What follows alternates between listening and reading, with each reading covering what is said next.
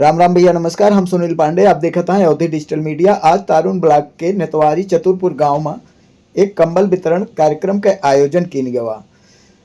Rajesh Kumar Verma, BN Verma, आलोक श्रीवास्तव और राहुल श्रीवास्तव आदि युवाओं के द्वारा आयोजित यह कार्यक्रम में करीब 200 से अधिक ग्रामीणन का कंबल वितरण किन गवा। कंबल वितरण कार्यक्रम के शुभारंभ सांसद लालजी वर्मा द्वारा किन गवा और करीब 200 से ज़्यादा ग्रामीण यह कार्यक्रम से लाभान्वित भये। यह मौके पर सैकड़ों की संख्या में ग्रामीण उपस्थित रहे।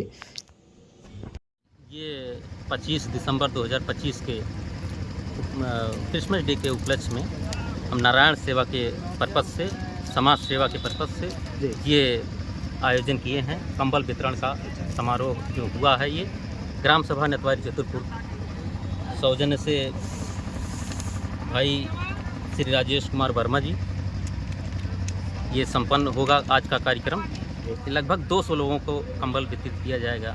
श्री राजेश कुमार वर्मा जी, ये मैं डॉक्टर वीएन वर्मा जी और मुकेश वर्मा जी, श्री राहुल वर्मा जी श्रीवास्तव जी, आलोक श्रीवास्तव जी, इन सभी के सौजन्य से ये कार्यक्रम रखा गया है।